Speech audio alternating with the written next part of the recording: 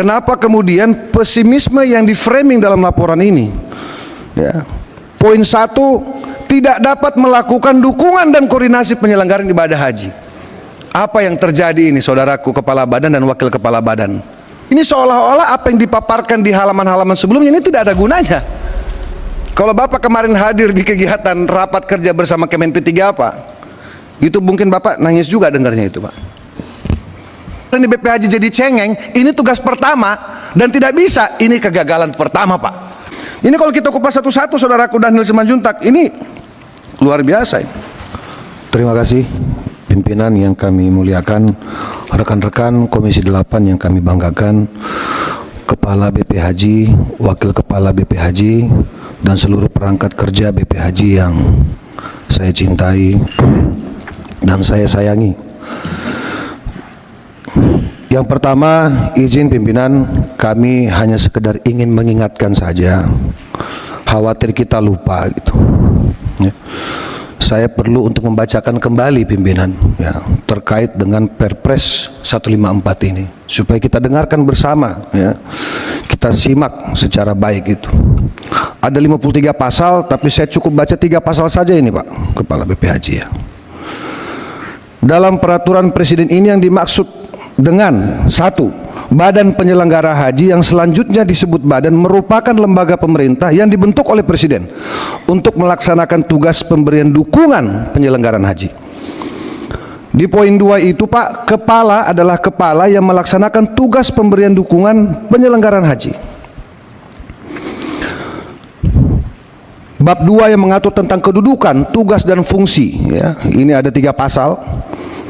Badan berada di bawah dan bertanggung jawab kepada presiden melalui menteri yang menyelenggarakan urusan pemerintah di bidang agama, melalui menteri yang menyelenggarakan urusan pemerintah di bidang agama. Di poin 2, badan dipimpin oleh kepala.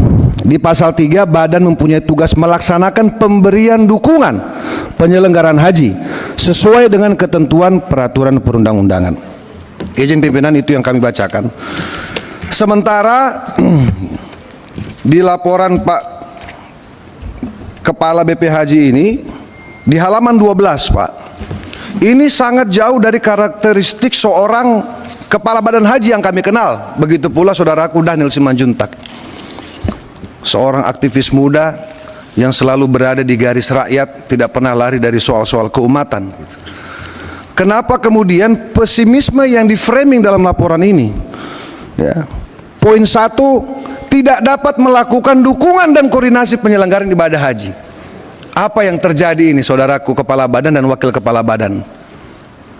Maka pimpinan, kalau kita baca poin 1 di halaman 12 ini seolah-olah apa yang dipaparkan di halaman-halaman sebelumnya ini tidak ada gunanya. Alangkah eloknya ya, alangkah perkasanya badan haji meskipun mengalami efisiensi anggaran ya, dari pemerintah, tetapi masih pasang badan ya, masih meyakinkan presiden, meyakinkan pemerintah, meyakinkan DPR bahwa kami bisa dengan anggaran yang terbatas sekalipun kami bisa. Kenapa? Karena kita kembali ke Perpres 154. Ini sifatnya dukungan. Ini Pak, kalau kita bedah, coba bayangkan ini Pak. Pengawasan penyelenggaraan haji yang di sini Bapak anggarkan 4,4 miliar Pak. Justru yang Bapak besarkan di layanan perkantoran. Kalau Bapak dengarkan laporan kemarin Kemen P3A Pak, kalau Bapak kemarin hadir di kegiatan rapat kerja bersama Kemen P3A Pak, itu mungkin Bapak nangis juga dengarnya itu Pak. Kemen P3A setelah dikurangi dengan sekian banyak ya anggaran yang ada, apa mereka katakan? Pak, kami akan melakukan work from home gitu, kerja dari rumah. Listrik kami matikan Pak. Kegiatan-kegiatan perkantoran, ATK dan sebagainya kita nolkan, sampai seperti itu Pak. Untuk apa? Supaya kegiatan-kegiatan pembinaan, pemberdayaan perempuan dan juga pelanggaran ini bisa tetap berjalan dengan baik. Ini kalau kita kupas satu-satu saudaraku Daniel Simanjuntak, ini luar biasa ini. Kebetulan saya ini pernah menjadi kepala TAPD Pak di pemerintah Kota Palu gitu. Jadi menyusun anggaran ini ya kita juga nggak kosong-kosong amat gitu maksudnya. Nah ini kita belum masuk pada SOTK. Nah sehingga maksud saya Pak, Pak Kepala Badan, kami ini ingin memberikan motivasi kepada Bapak, Pak. Justru DPR ini hari ini dalam rapat kerja ini ingin memberikan motivasi dan penguatan. Tentu yang disampaikan guru saya Pak Hidayat Nur Wahid tadi bahwa harus berhati-hati. Andai kata pergeseran dana yang 50 miliar diharapkan oleh Bapak ini kemudian tidak terjadi, nah kira-kira apa yang akan Bapak lakukan gitu. 38 miliar layanan perkantoran ini Pak, ini bisa kita pecah Pak ke berbagai sektor yang kemudian lebih berdampak langsung pada jamaah haji. Menurut saya, meskipun loh pimpinan, sementara terkait pengawasan ini pimpinan, ini juga dilakukan oleh Dirjen PIHU, PHU gitu. Bahkan di dalam aturan Menteri pun melakukan pengawasan. Nah ini kan apa tidak tumpang tindih semuanya melakukan pengawasan kecuali tanpa anggaran. Yang menjadi soal pengawasan kan juga ada anggarannya gitu. Nah ini di poin C, kekurangan belanja pegawai cuman ada 3 miliar, kekurangan 24. Yang dilantik kok mau, belum ada anggarannya. Belum ada anggaran kok mau dilantik Pak. Emang nggak diskusi dulu dengan Kemenpan? Kalau saya sih nggak mau ya Pak pimpinan, izin. Dan ini jumlahnya besar sekali Pak, 24 miliar.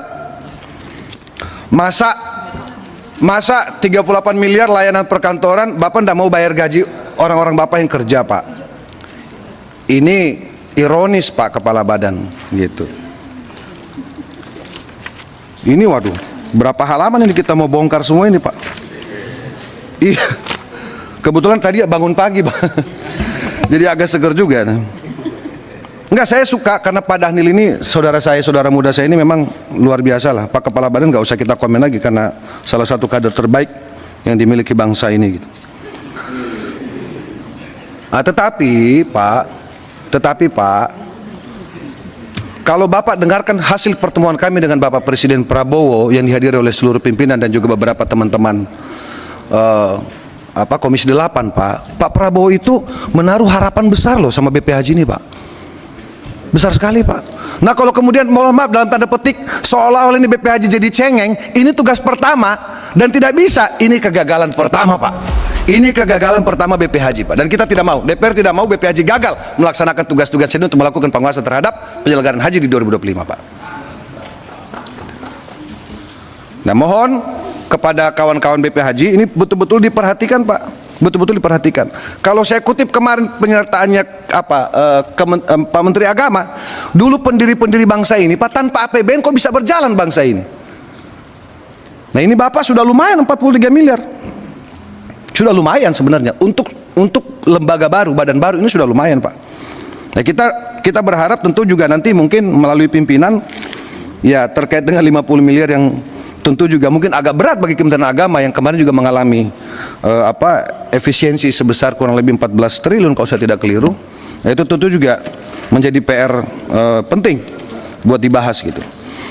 Jadi sebagai penutup pimpinan kami dari Poksipan masih percaya dan yakin BP Haji bisa melaksanakan tugasnya. Nah terkait dengan porsi-porsi anggaran ini saya yakin bisa dirasionalisasi sehingga masing-masing apa yang menjadi tugas kita bersama ini bisa dilaksanakan secara maksimal demi terwujudnya suksesnya pelaksanaan haji yang disampaikan oleh Bapak Kepala Badan Haji, sukses haji. Nah, gitu ya, apa tadi itu ekonomi haji, ekosistem haji dan lain sebagainya. Mudah-mudahan pimpinan kalau setelah ini ada diskusi ya kan mungkin kita coba gali lebih dalam. Terima kasih. Wallahu muwaffiq ila aqwamit thariq. Assalamualaikum warahmatullahi wabarakatuh. Ada